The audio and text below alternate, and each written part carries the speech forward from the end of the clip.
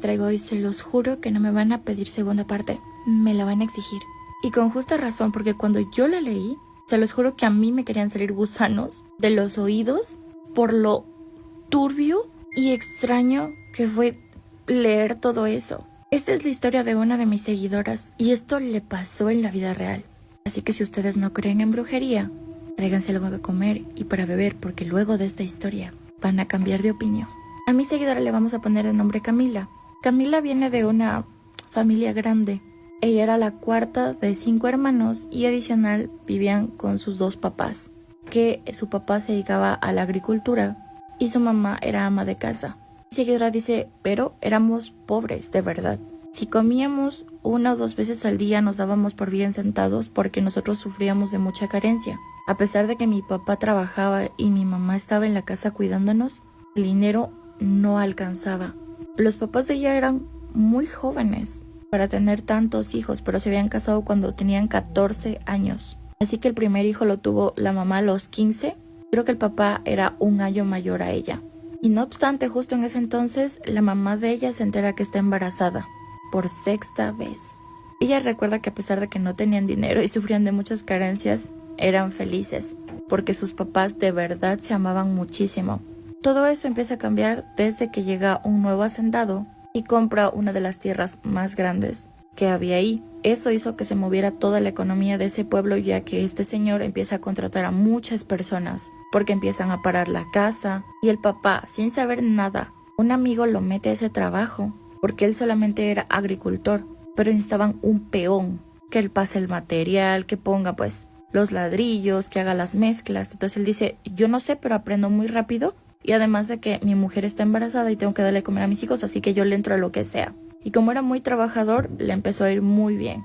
Tanto que el señor le empieza a confiar así las tierras para que empiecen a sembrar y como él era un buen agricultor, empezaron los campos ya a dar literalmente las cosechas después de meses. Ella recuerda que todo mejoró en su casa ya que él llegaba con costales de granos secos y así la señora podía cocinar y darles de comer y dice que ya comían 3 veces al día. Y que gracias al trabajo del señor, la mamá pudo alimentarse mejor y como que el hermanito venía bien.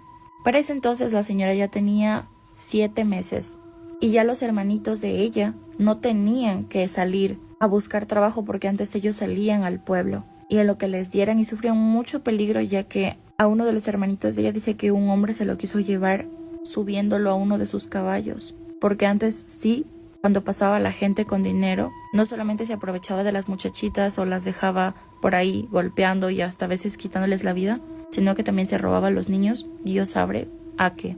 Todo esto empieza a cambiar porque llega una de las hijas del hacendado. Era una mujer más grande que su papá y que su mamá.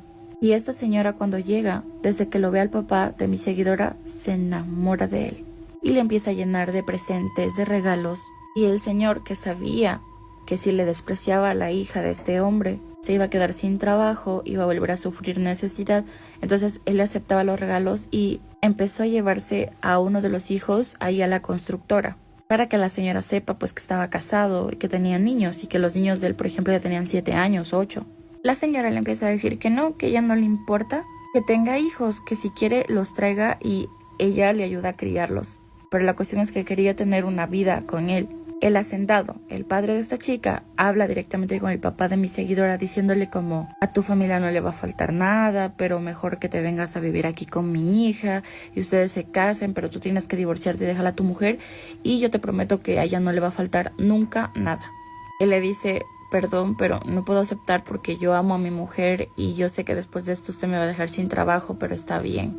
Yo me voy a retirar, pero no puedo dejar tampoco a mis hijos. Y el hijo mayor, que escucha todo esto, que se iba a trabajar con él, escucha que la señora le dice, el hijo mayor escucha que la señora le dice, bueno, te vas a arrepentir, a mí nadie me dice que no, vas a ver.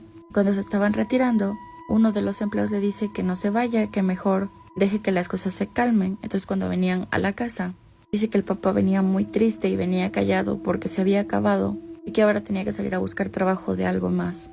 Pero al otro día, a las 7 de la mañana, mandan a uno de los empleados a decirle que regrese porque lo mandó a pedir el patrón. Entonces él se pone muy feliz y desde ese día mi seguidora recuerda que su vida se volvió un infierno. Ese día que vuelve el papá, dice que tenía fiebre y que estaba como borracho, que casi no se podía parar. Y ella se le hace extraño porque su papá nunca había sido de vicios. Dice que entre los hijos y la señora que ya estaba de 8 meses embarazada tuvieron que meterlo casi arrastrando a la cama. La señora le dice que por qué bebió, que qué bebió. Entonces le dice que no bebió nada, que simplemente el patrón lo invitó a una comida porque quería hablar con él y después de comer eso empezó a sentirse mal, a vomitar. Y que desde ahí como que agarró un resfriado, dice, porque él sentía como eso. Como puede, lo llevan hasta la cama, la mamá le dice que le va a preparar un caldito de pollo y ella escuchaba como el papá vomitaba. Desde ahí, dice mi seguidora, yo conocí ver el infierno, estuve ahí. El señor siempre pasaba enfermo y antes él era cariñoso con sus hijos, con su esposa, pero de ahí todo cambió. Él empezó a golpear a su esposa de la nada. Venía enojado del trabajo y dice que ellos tenían que esconderse. Y que el hombre era tan malo que ella recuerda una vez que este hombre agarró a su mujer del cabello, la puso contra el pavimento a la cara y le empezó a rascar, rompiéndole toda esta parte de la cara. Recordemos que estaba embarazada. Y obviamente sus hijos mayores ya se metían porque ellos decían, o sea, la va a matar a mi mamá. Y él igual les pegaba. Dice que después de pegarlos, él lloraba, les pedía disculpas y decía que no sabe qué le pasa, que los odia y que los ama, pero que no puede estar con ellos. Dice que su papá cada vez iba enfermando más y hagan de cuenta que se chupó, se hizo flaquito. Ella se acuerda que su mamá empezó a tener complicaciones por los golpes que le daba su padre. Y una noche él llega otra vez de la hacienda y la empieza a golpear. Dice que la golpea tan fuerte que lo mata al bebé, en la pancita todavía de ella. Y que la señora tuvo que dar a luz un bebé muerto, así como escuchan. A raíz de esto la señora dice tenemos que escaparnos porque su papá, o sea, ella lloraba y ella dice que escuchaba cómo la señora le venían a visitar las vecinas y le decían no, su marido está brujeado, a su marido le hicieron un trabajo, por eso su marido es así. Y de seguro fue esa mujer, porque ya en el pueblo todos habían escuchado de que este hombre le golpeaba a su mujer pero de maneras brutales. O sea, una cosa es decirles a ustedes y otra cosa es que dice que de la nada este hombre se alocaba y le daba, pero le dicen a la señora que se escape porque si no va a terminar, o sea, desviviéndola y sus hijos van a quedar solos en el mundo. Entonces la señora empieza a vender porque obviamente el marido ya no les daba, ni siquiera les daba casi para comer, los trataba de verdad muy mal. Entonces ella de los sacos de comida sabía sacar así fundas y sabía venderlos entre las vecinas así, en el pueblo, como intercambiarlos para así poder fugarse sin que él se entere, porque él a veces le dejaba como monedas por ahí para ver si ella cogía, y si ella cogía una moneda, la pegaba. Si ella hacía algo, le pegaba, o sea, por todo. Y luego él se disculpaba, dice que ella recuerda que su padre se arrodillaba, le decía, no sé qué me pasa, de verdad, no te quiero pegar, pero no sé qué me sucede. Un día, ella dice que lo escucha al papá vomitando, y él le grita que le pase algo para limpiarse la boca. Y dice que cuando ella se acerca, se da cuenta que el papá vomitaba larvas, gusanos, vivos. Unos gusanos gruesos, grandes, blancos. Y no solo eso, sino vomitaba ramas.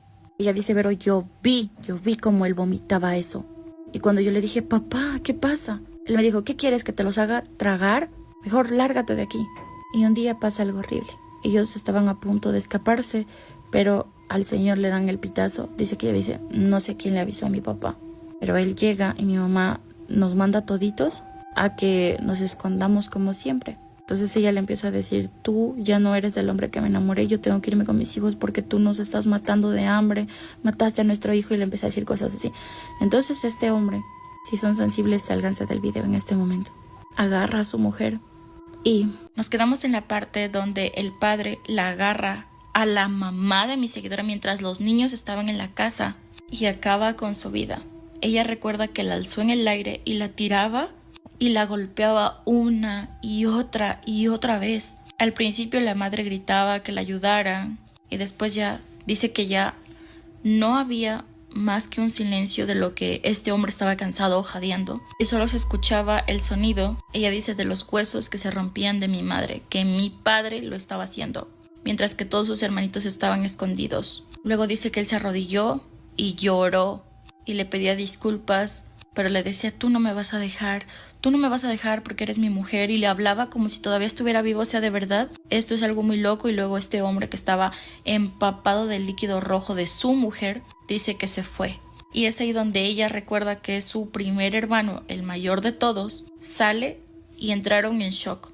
O sea, imagina ver destruida a tu madre totalmente a manos de tu padre y saber que tu papá puede volver en algún rato y no solamente ya desvivió a su madre, o sea, ya, ¿qué les a ellos les daba a entender de que si el papá la desvivió, ¿qué no los iba a desvivir a ellos? Y dice que ella recuerda que uno de sus hermanos, el pequeñito, pues el más pequeño de todos, dice que le hablaba y le decía, mamá, despiértate, mamá, mamá, y la movían. Porque ellos de verdad querían pensar que no estaba muerta, pero ella dice que desde que la vio, ella como que su mente se fue a otro lado.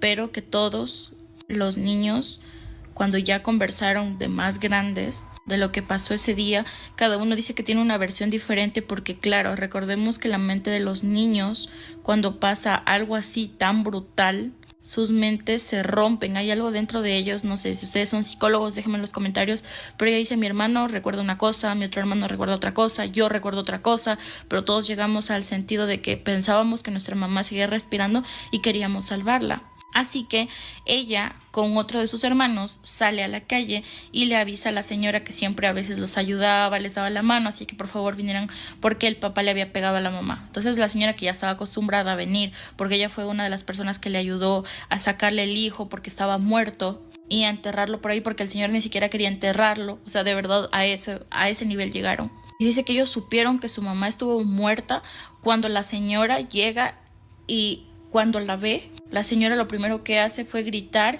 y decirle a los niños que no la vean. O sea, imagínense cómo estaba la señora. Entonces ahí la señora de la tienda les dice, su mamá no está viva, es imposible que esté viva. Hay que esconderlos a ustedes porque va a venir ese señor, y la señora le tenía miedo. O sea, de verdad, porque decía, si ya le mató a la mujer que decía amar, que era la madre, ¿qué no nos va a hacer a nosotros? Decía la señora de la tienda. Hay que huir, y dice que ellos no querían dejarla sola a la mamá. Ella cuando creció y la volvió a ver a la señora, porque la señora antes de morir dijo que quería hablar con ellos. Y dice que ningún otro fue, solo fue ella. Ahí le cuenta que cuando la vio la mamá, porque imagínense, la mente de todos ellos estaba tan distorsionada que uno recuerda solo haberla visto un hueso roto, la otra con líquido, pero la señora le contó a ella que el cuerpo de la señora era como un pedazo de carne magullado. Tenía huesos salidos por todas partes. Por eso ella dice, era imposible que un hombre hiciera eso, parecía una bestia, porque el cuello de la señora dice que se caía de lado a lado, o sea, era horrible ver esa imagen. La cabeza estaba abierta, o sea, era horrible.